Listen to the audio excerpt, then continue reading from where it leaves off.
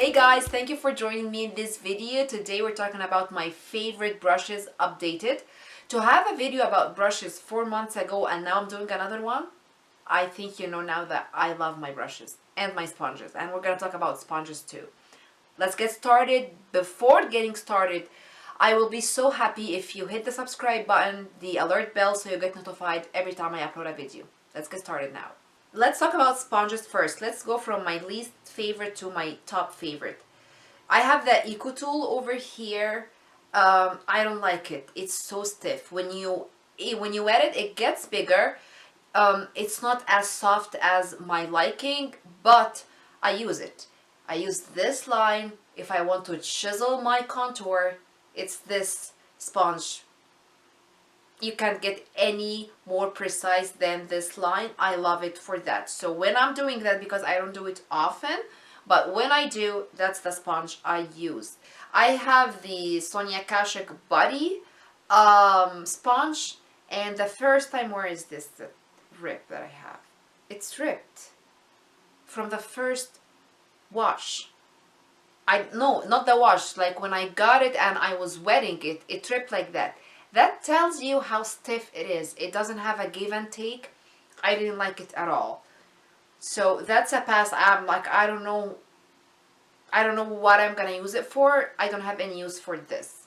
Now, I have the very small one from Sonia Kashuk. It's much softer than this one, but it doesn't get as big as I want. And again, by washing it so many times, like you get this, see?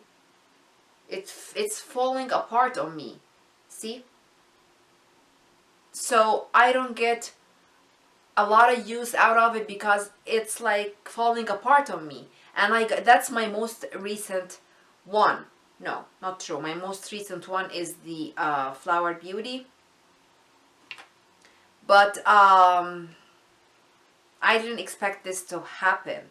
Now, this Real Technique one, this is the one I used for my makeup today, so that's why it's not clean. And guys, I wash my sponges right before I apply my makeup, because this way they haven't been sitting. I know for a fact they don't have bacteria because I've washed them right before going and like pressing them into my skin. So if they are all not clean, I don't use them like that. I get them squeaky clean, and I use the Dove soap bar for that, and it does an amazing job. It gets them as clean as new. That's my favorite sponge to use with powders. That's the best to use with powders, period. For your under eyes, even if you're setting your whole face, you know, the pores it has soaks powder and gives you the right amount of powder, so you're not overly powdery. That's why I don't like it for cream products, because I feel it soaks too much product. And I left with the sheerest coverage that a sponge can give. I'm not a full coverage kind of girl, but this really shears it out. Now comes in the second place the Flower Beauty. This thing, the Flower Beauty sponge, this thing, when you wet it, it's the softest. And maybe the texture of it for applying the face makeup is better than the L'Oreal, which is number one for me. This is the one that I used today, and this is not. So it gets big. The only drawback for this one that didn't make it go to number one with the L'Oreal one,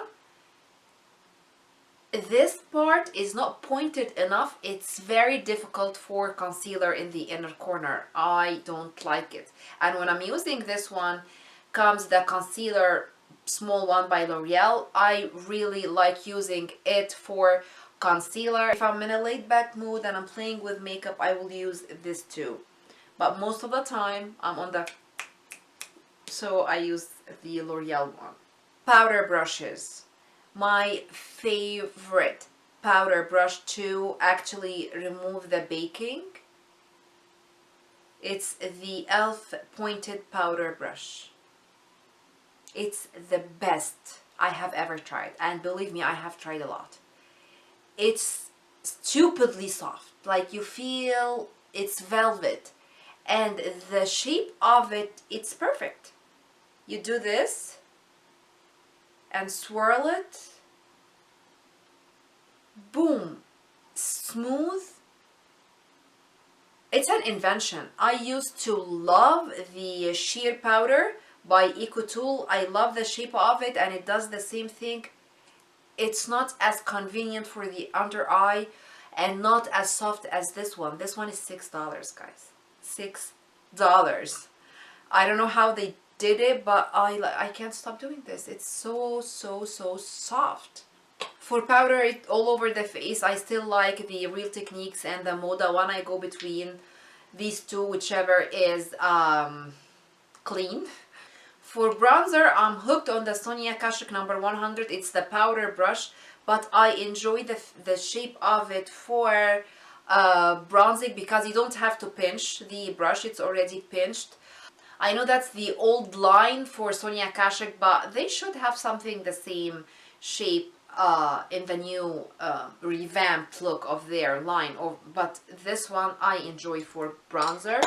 For contour, I am still enjoying the Real Techniques contour brush with the blusher by Essential Tools. I got this one at the 99 stores, 99 cents only stores.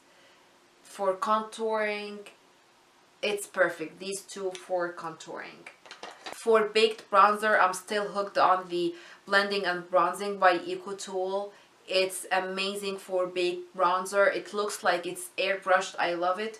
For blending bronzer and contour together so there is no harsh lines, the Revlon stippling or blending one is amazing for that. We're still of the same like note. For concealer on the upper lid, because that's how I prime my eyes for shadow, I love the Real Techniques medium sculpting brush. I know it's for cream contour, but one swipe, your concealer on your eyes is done. I love it. For setting the concealer on my upper lid, I don't use anything other than the e.l.f. small tapered brush. See?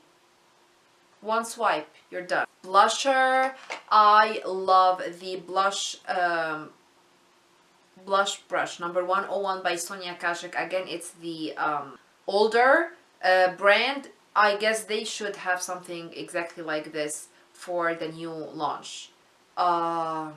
It's very soft and it diffuses the blush really nicely. For highlighter, this humongous thing is becoming my thing for highlighter, and it's the Deluxe Fan by EcoTool. Now, if I want to blend my highlighter, because I don't like to have a stripe, I need it to be like blended, I like the e.l.f. I guess it's the small stippling because it doesn't have a name on it. So this is very good to blend it away, not away completely, just to blend it with your face makeup. And when I'm using the wet technique, like I dip the brush in my highlighter, then wet it and like apply it on, I use the fan brush by Real Techniques because it doesn't leave a streak or something. It put it without having a line, you know what I mean?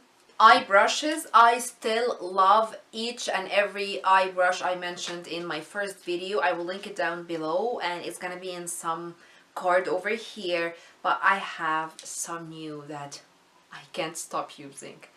The first one, and it's like now it's becoming my favorite first crease shade, is the Morphe M504. Look how big and fluffy and tapered, so it diffuses the first crease shade beautifully. I love it. For the second crease shade, I either use the Morphe M441 or I use, which is my favorite, the Tapered Blending by Sonia Kashuk.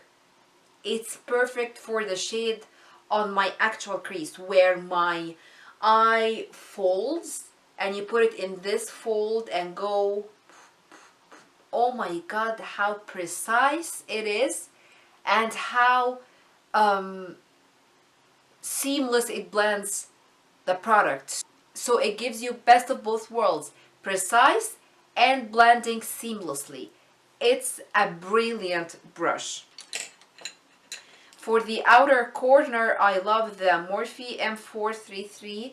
It gives the outer corner an airbrushed look, like you see the gradient, but you can never tell where it starts and where it ends. It's beautiful. For the lower lash line, Real Techniques lower lash line brushes are stealing the show in my brushes collection.